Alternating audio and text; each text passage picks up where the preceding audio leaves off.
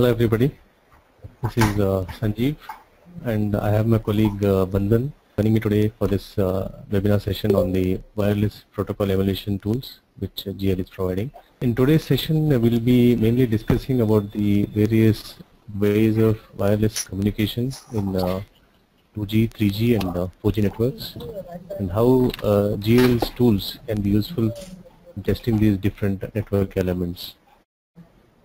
Our focus would be on providing a top-line overview of the wireless protocol emulation tools, which we broadly call as MAPS.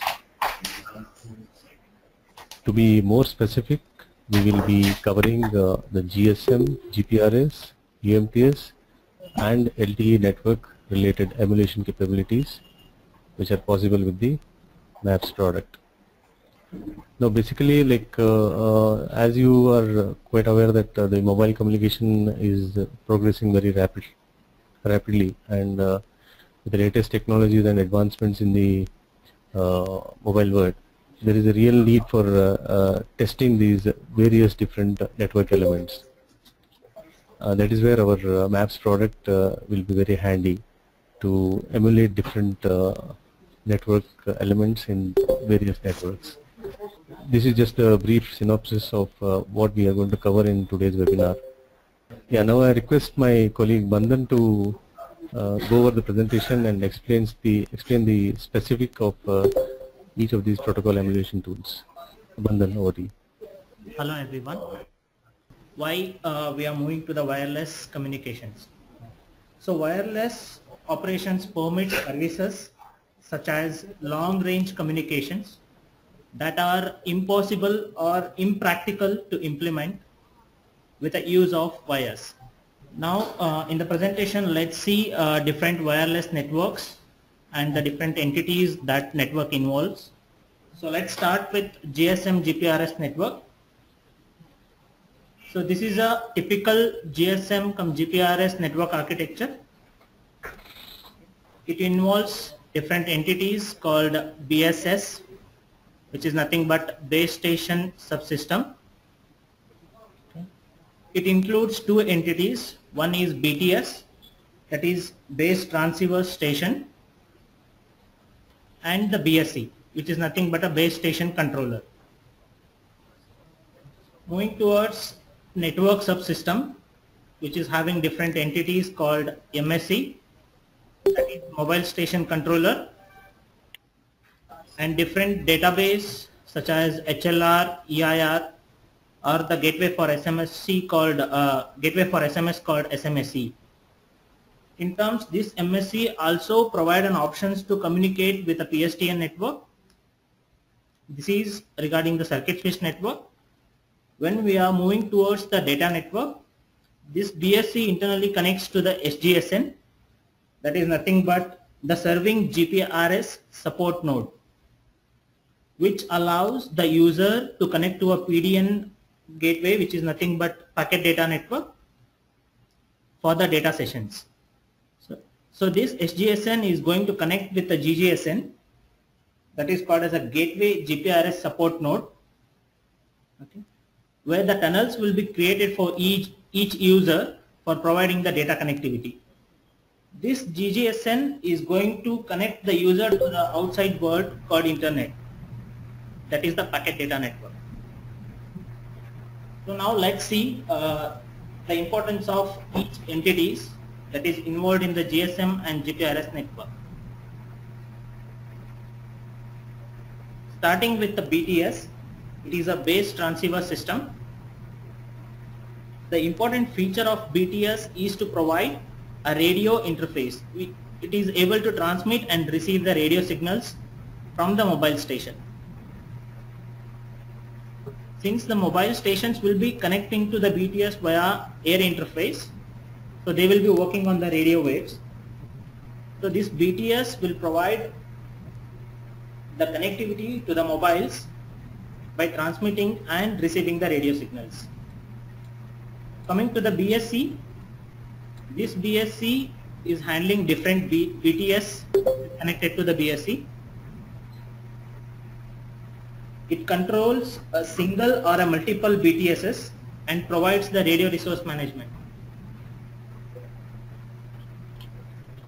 Moving towards the mobile switching center, it provides the signaling interface to the databases like HLR, EIR, and the gateway to the SMS between SMSC and the subscribers.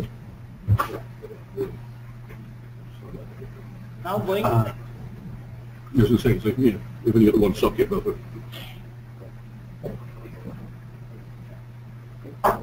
Now going to the SGSN, which is the serving GPRS support node. It is responsible for authentication of the GPRS mobiles and the registration of mobiles in the network. It also forwards the signaling which is received from the BSC to the GGSN for creating a data tunnel for providing the data connectivity. Now what is the importance of GGSN? So this GGSN is a gateway GPRS support node which acts as an interface and a router to an external network. It contains the routing information for the mobiles. This entity will connect the user to the outside world, to the internet. So now let's see the GPRS GB protocol stack, which is a standard defined for this GB protocol. Now let's see the GL providing a complete 2G and a 2.5G lab system.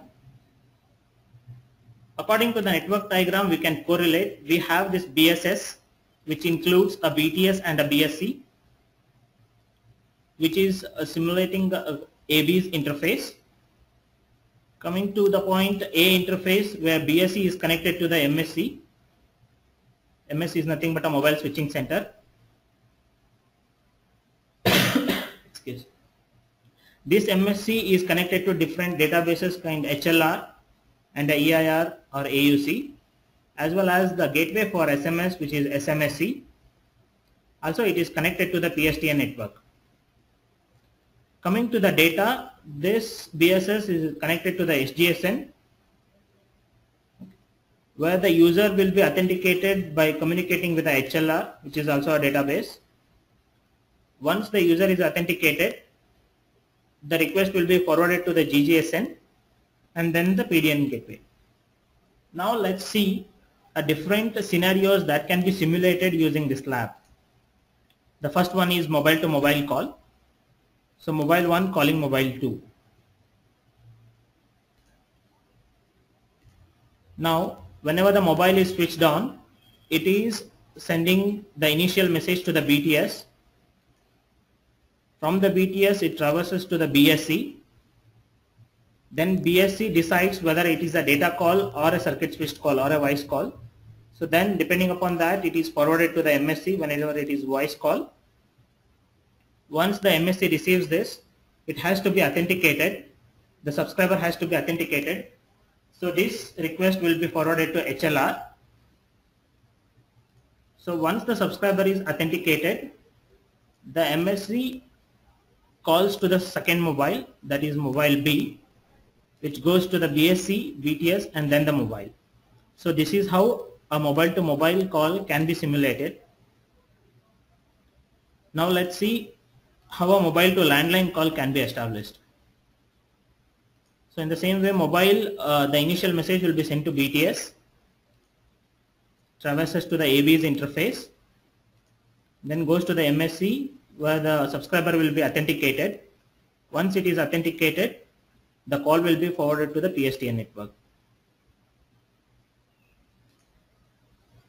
So now this is about the GSM. We'll see how the HTTP sessions, that is the data sessions, can be established using this setup. So whenever mobile is switched on, it attaches to the network. The first message is going to send to the BTS, from there to the BSC, and then because it's a data call, the message will be forwarded to the SGSN for providing the data connectivity. So once we receive the request here, again the subscriber will be authenticated. Once the authentication is successful, we are going to create a tunnel for the user. Since this GNGP is a GTP protocol, once the tunnel is created, we are sending the request to the HTTP request to the PDN gateway. So in the same way, for a HTTP request, the PDN gateway is going to respond back, which traverses through GGSN, SGSN, and given to the mobile. So user now have the data connectivity and he can connect to the internet. So in this setup, we are providing the BTS, which is we are using a real mobiles and a BTS, real BTS, which is going to provide an air interface to the mobiles. Now we provide one more lab setup where we have the simulated BTS and the simulated mobiles. So we can simulate the same procedures using this, but here we are using the simulated mobiles and the simulated BTS. As you can see, we can even simulate the PSTN network. So next, we'll see how the GPRS session, as I explained previously. So here we are going in detail what all the messages will be exchanged for establishing this data connectivity.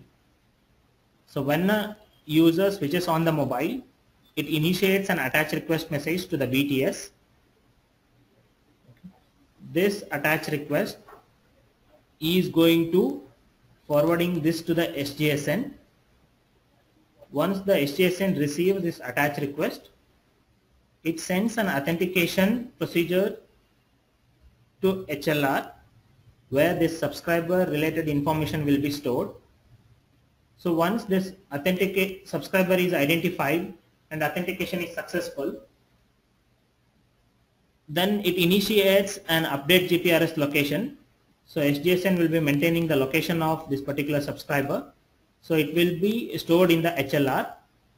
So once this update GPRS location is finished, it sends an attach accept message to the mobile. Once it receives an attach accept, it sends attach complete, where the mobile is successfully registered to the network. And now the mobile can activate the PDP context for establishing the data connectivity. So whenever user starts browsing, it initiates an activate PDP, which again traverses through SGSN. Once the SGSN receives this, it has to create a tunnel with a GGSN. Tunnel is nothing but a channel for subscriber to connect to the internet. So once the GGSN respond back with the create session response, it provides the IP addresses which has to be assigned to the mobile to connect to the internet.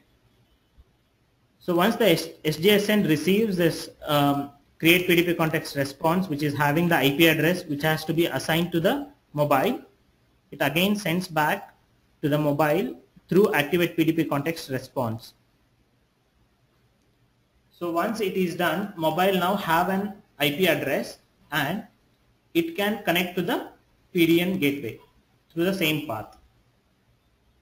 So now mobile has the internet connectivity and it can connect to the PDN gateway and use the data effectively.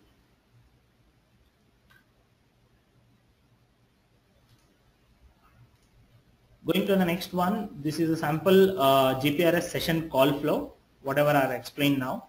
So as you can see, this is acting as a BSS, so all the call flow will be initiated from here to the SGSN.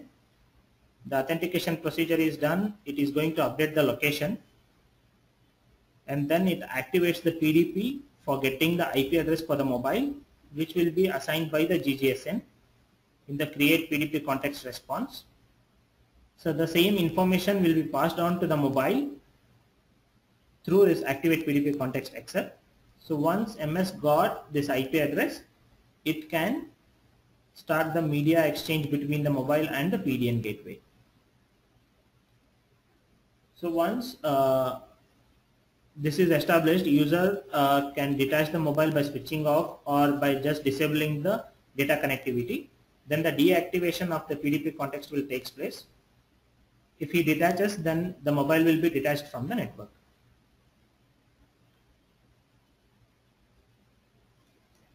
So now going to the UMTS network, that is nothing but a universal mobile telecommunication systems, which is advanced technology than 2.5G. So this is the UMTS network architecture, where we have this is a femtocell. So now why femtocells are used? In telecommunication, the femtocell is a small, low power cellular base station typically designed for use in a home or a small business area. So these femtocells are designed for providing a service for the small area networks.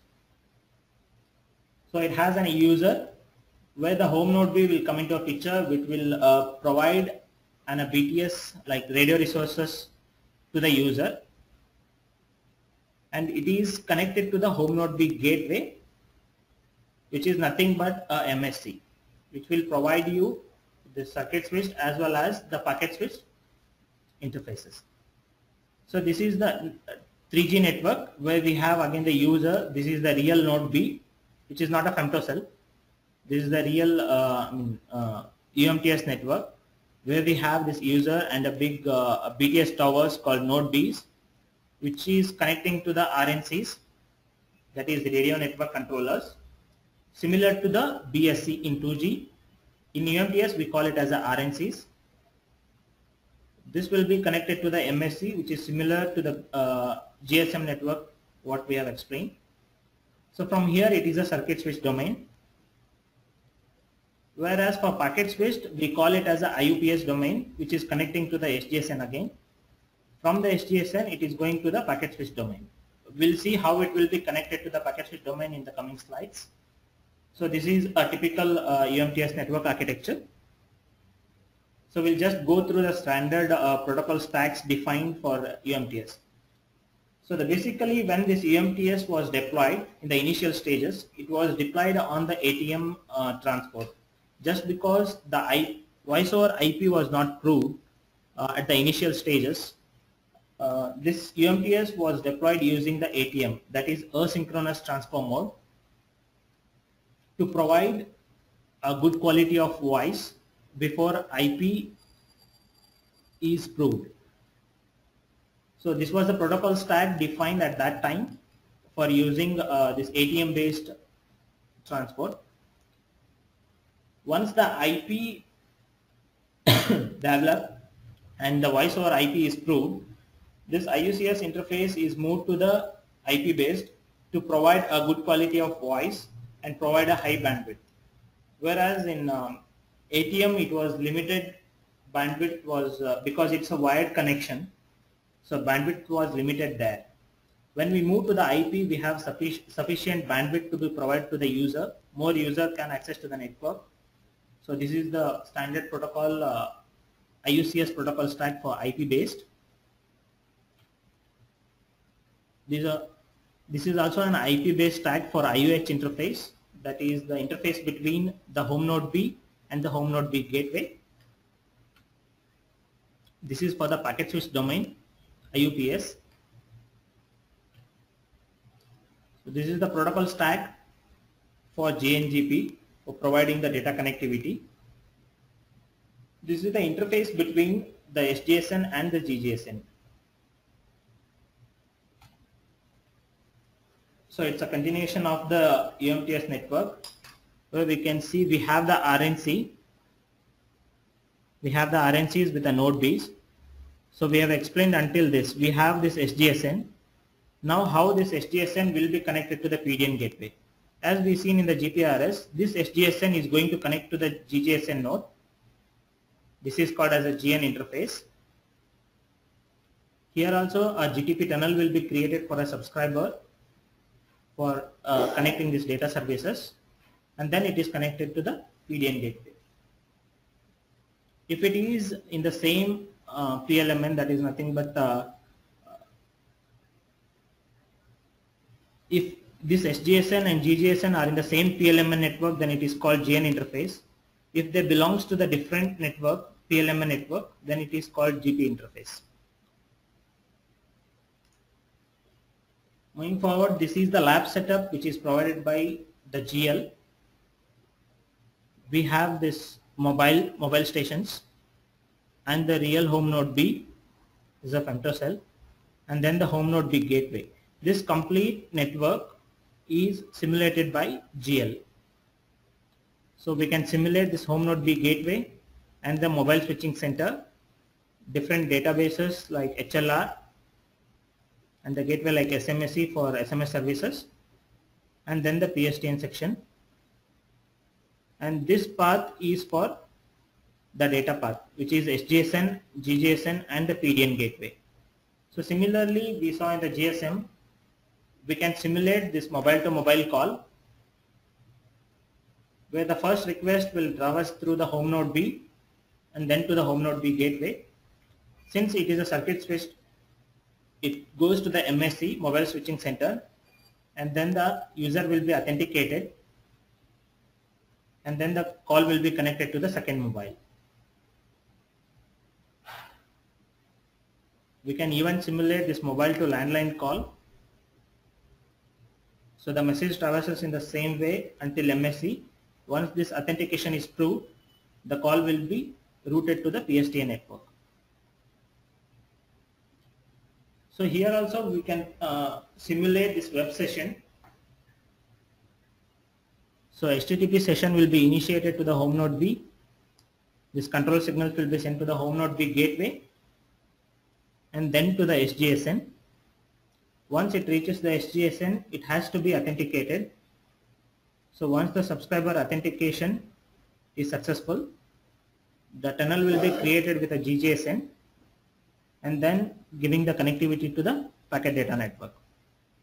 Once this session is established, user can connect to the internet and he can use the different internet services like browsing or voice over IP services. So GL provides one more setup where we have the simulated UVs and the simulated RNCs. There is no radio interface now. Here it will be a simulated mobiles with a simulated RNC, and rest all network remains the same. We can simulate the complete network with a simulated RNC and mobiles. Anybody have any questions? Yes, and then the reason for the simulated node B versus the real base station node B is to simulate thousands of users, correct? Correct. So we have both environments. One environment where we can actually use real mobiles, registration, and so on, and that allows us to simulate the entire protocol end-to-end using a few mobiles. Whereas the simulated node B allows us to emulate thousands of user ends, thousands of mobiles. So it's useful for testing, loading, and larger traffic concentrations. Correct. You can continue. Yeah. The next important part is this long-term evolution called LTE. In the last webinar, we have more emphasized on this LTE network. So I will just brief this LTE network. So this is the typical LTE network architecture, where we have this E node Bs,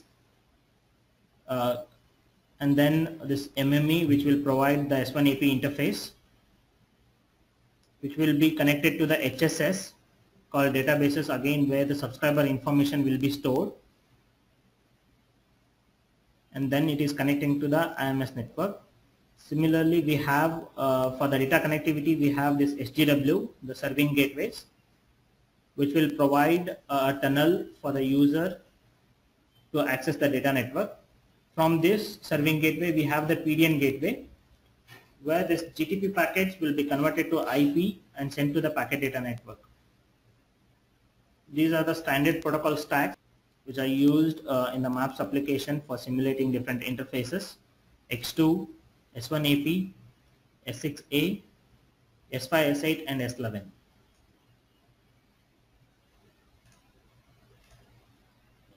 So which all interfaces we simulate in the LTE network.